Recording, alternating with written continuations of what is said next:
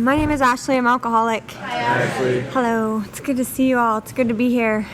I imagine there's going to be like thousands of people. I don't know why I thought this was going to be a huge event, and I'm really glad it's not.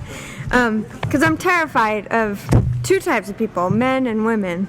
And young people, too. I'm really scared of young people. I don't know why. I've been trying to get over that for the last couple years. So it's really good to be here. And welcome if we have any newcomers. I hope you keep coming back.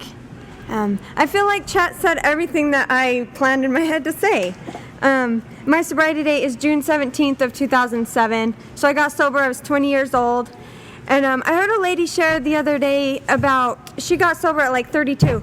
And she said, I wish I was smart enough to get it when I was in my young 20s or my teens. And I thought about it, and I did not get sober because I'm smart. I did not. Like, I got sober because I was suffering. I could not take another drink. And I am the same way. Like, I wished I could have drank 40 more years. Like, I wish. But I couldn't. Like, I could not do it anymore.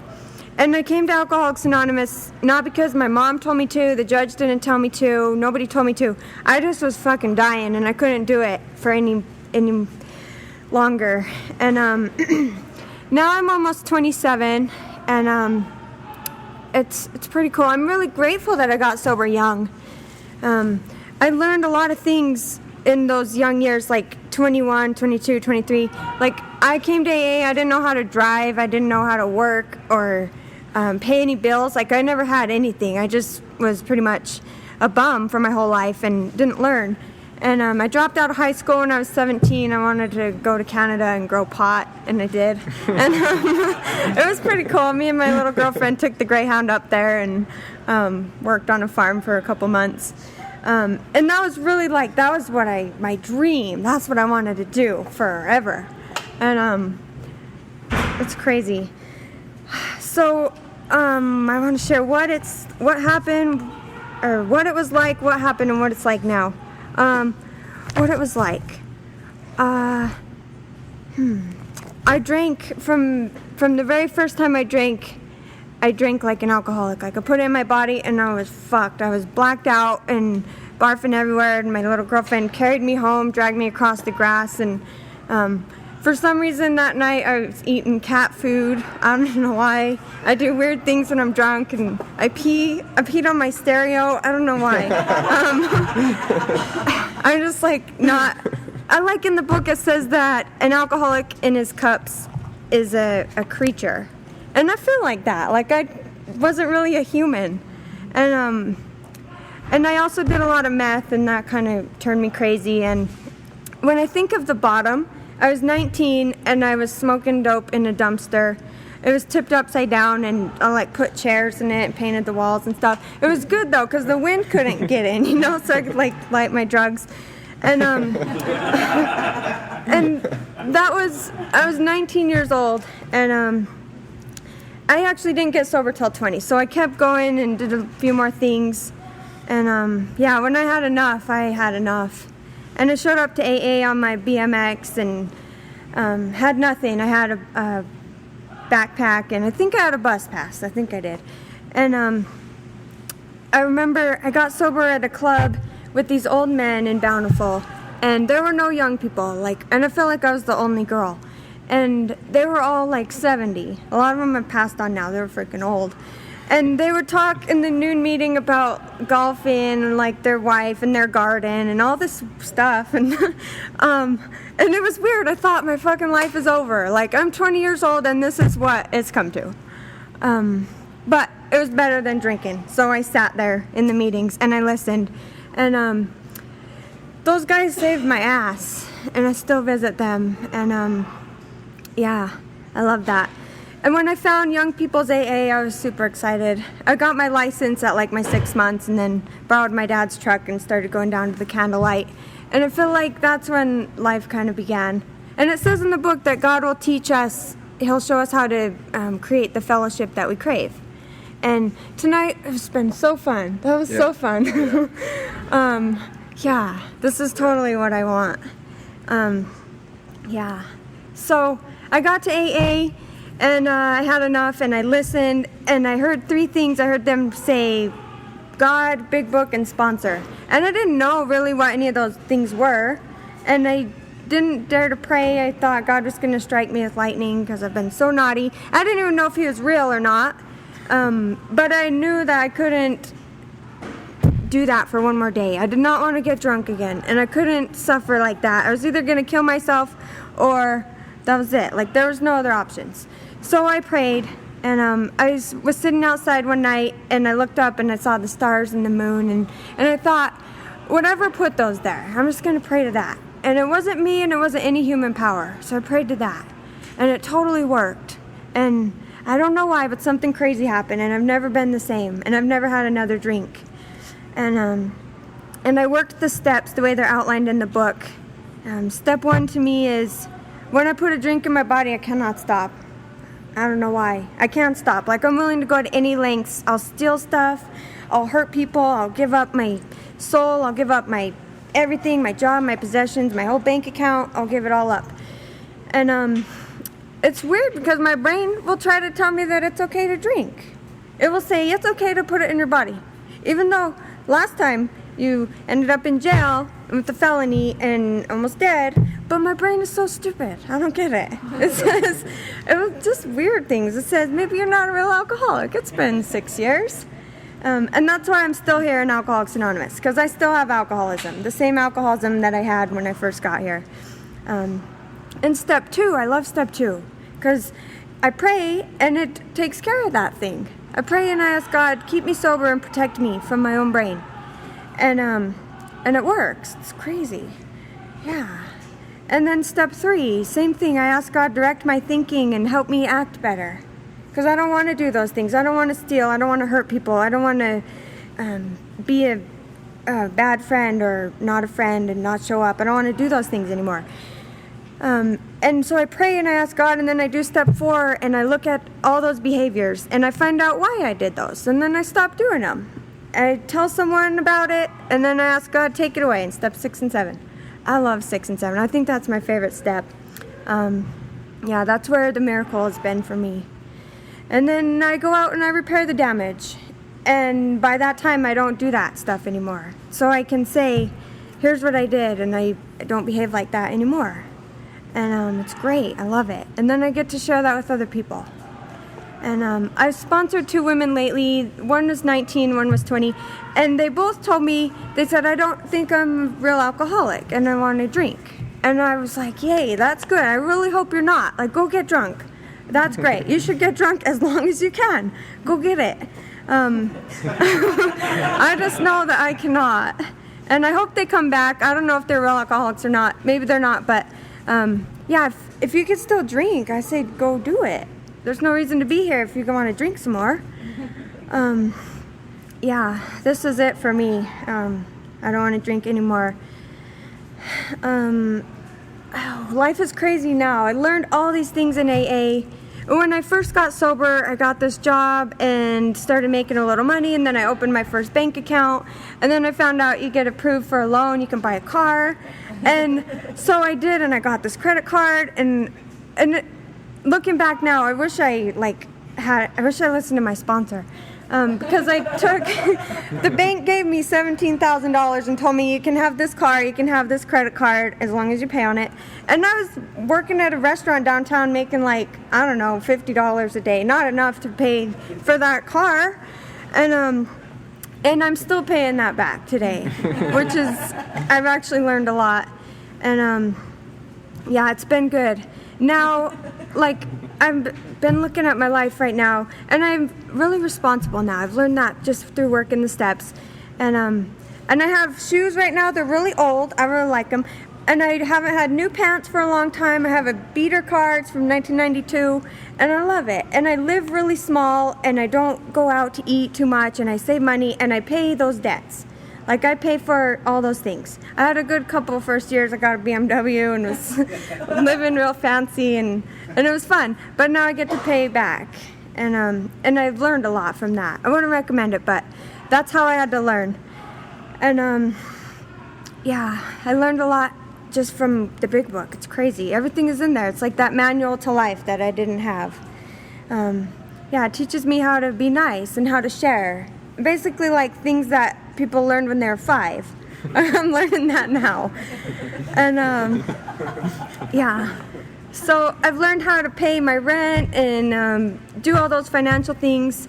And it's weird because I was supposed to be dead at 25, according to myself. Like I wrote it in my journal when I was 17. Like I'm not going to make it past 25. I'm going to die from a heroin overdose or go to prison. Something real bad's going to happen.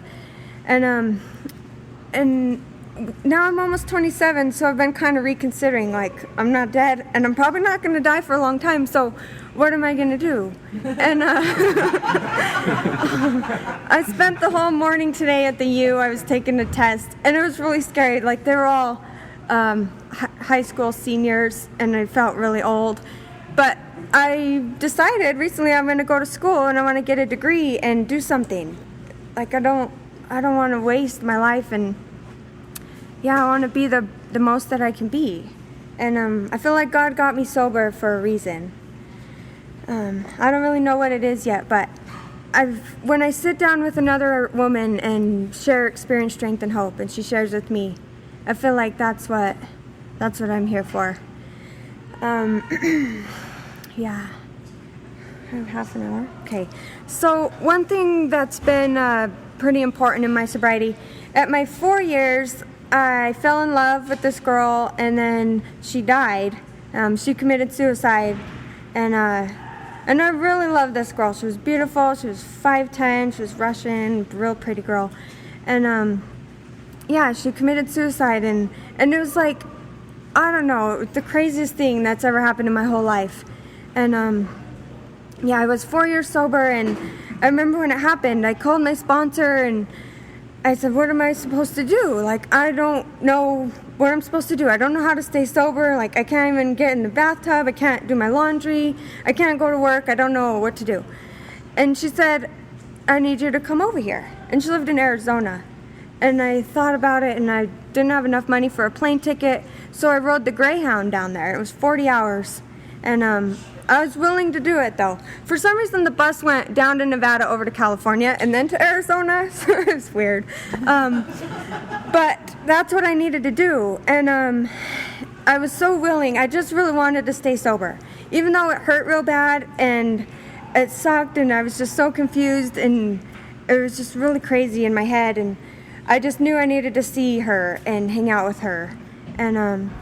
And that was really good. And then when I got home, I got to show up, and I played guitar at her funeral and hung out with her family and got to be there. And just recently, I took her little sister out. We went job hunting because she's 16 and she doesn't have a big sister now.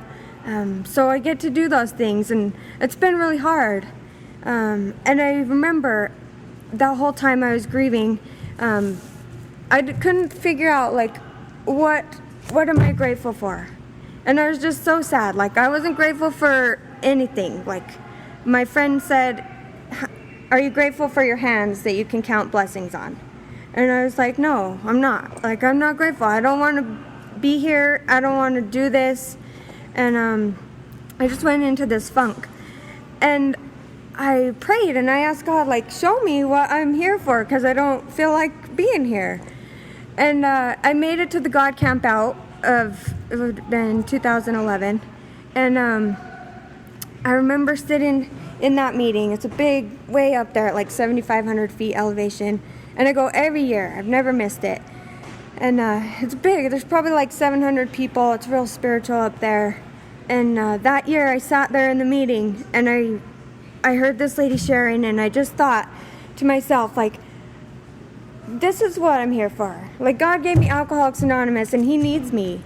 And it doesn't matter that I don't want to be here, because you guys need me. And I remember thinking, like, if I were to kill myself, I would get to heaven, and God would be so mad. He'd be like, I gave you my most precious gift. I gave you Alcoholics Anonymous, and you didn't respect it, and you didn't care. And that's the one thing that has saved me, like, my love for Alcoholics Anonymous. It's crazy. I love it more than anything in the world. Yeah. So I grieved a lot, which has been interesting because I've never done that in my life. And so I grieved and walked through all that, and it's been really hard. And but little things have happened. Like, I got this amazing job, and they take really good care of me. They pay for my therapy. They're paying for my school. Like, they just want to take care of me, and I love it. I get to show up there and be part of the world, and it's really cool. I love it. I don't know what else to say. Let me find some out of the book.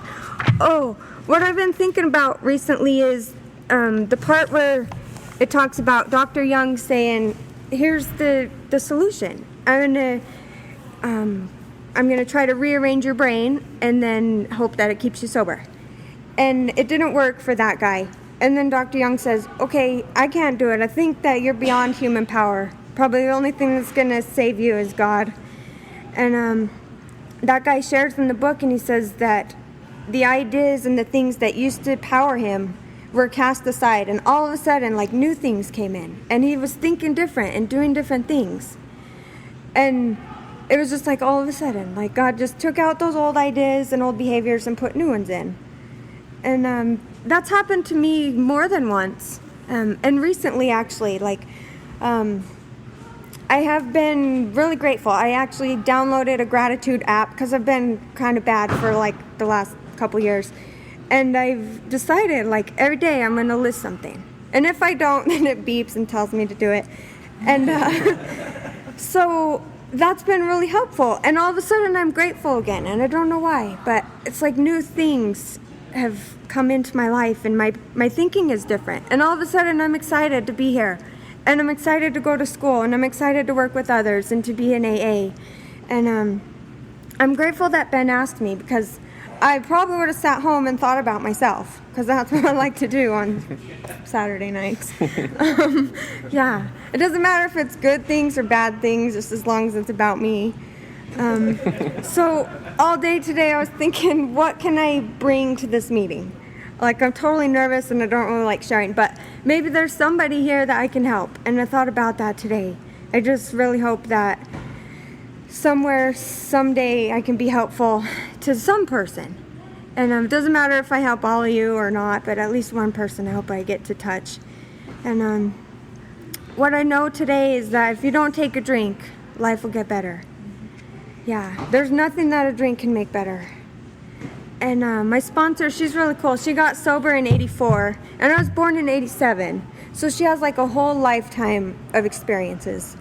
And she told me a time, she actually had a partner die, and it's been a long time, but she shared about it, and she told me it was like a spiritual desert, like a dryness. And that's just kind of what happens. And she looked at me and she said, it was actually for a long time, Ash. It was probably for 8 years. And I thought about that, and it's been almost 2 years now. And I thought, 8 years, like, that's kind of a long time to be in a spiritual desert. But I would rather walk through a desert with no water than to be drunk. Like, I would rather suffer in AA than be drunk. Yeah, it was just so bad drinking that I never want to go back to it. And I'm willing to go to any lengths to not. Yeah, drinking, I don't like it. And I'm so grateful. Is it Saturday or Friday? Saturday. Okay. So it's Saturday night, and yeah, we're the professional partiers right here. Like, we don't let our talent go to waste. Yeah, I'm so grateful to be here, and that is all I have. Thanks for being here for me. Thanks, Ashley. Yeah.